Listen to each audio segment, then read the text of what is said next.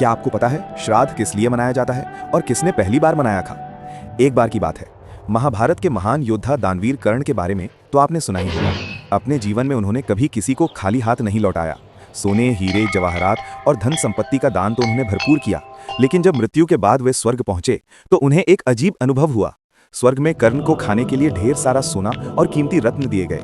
कर्ण ने जब उन चीजों को खाने की कोशिश की तो वे और भूखे होते गए। परेशान होकर कर्ण ने देवराज इंद्र से पूछा, हे देवराज, मैंने अपने जीवन में कभी किसी को भूखा नहीं लौटाया, फिर भी मुझे यहाँ खाने के लिए अन्न की जगह सोना क्यों दिया जा रहा है? इंद्र ने मुस्कुराते हुए जवाब दिया, हे कर्ण, तुमने जीवन भर दान पुण्य तो बहुत किया, लेकिन तुमने कभी अपने पितरों यानी पूर्वजों को अन्न या जल नहीं दिया। तुमने जितना भी दान किया वो सिर्फ सांसारिक चीजों का था। अपने पूर्वजों को तृप्त करने के लिए तुमने कभी कुछ नहीं किया। ये सुनकर कर्ण बहुत दुखी हुए। उन्हें बताया गया कि वे पांडवों के बड़े भाई थे और उनके असली माता पिता कौन थे, इस कारण वे अपने पूर्वजों को कभी जान नहीं पाए। इंद्र को कर्ण की परेशानी समझ में आई। उन्होंने कर्ण को एक अवसर दिया।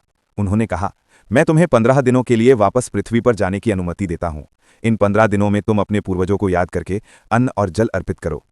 कर्ण ने धरती पर वापस आकर 15 दिनों तक पूरे विधि विधान के साथ अपने पितरों का श्राद्ध किया और उन्हें श्रद्धापूर्वक भोजन और जल अर्पित किया। इन 15 दिनों के बाद जब वे वापस स्वर्ग लौटे तो उनकी भूख शांत हो गई और उन्हें अन्न का प्रसाद मिला। तभी से यह परंपरा चली आ रही है। यही वो 15 दिनों का समय है जिसे पितृपक्ष या श्राद्ध कहा जाता है। श्राद्ध का अर्थ है श्रद्धा से किया गया दान।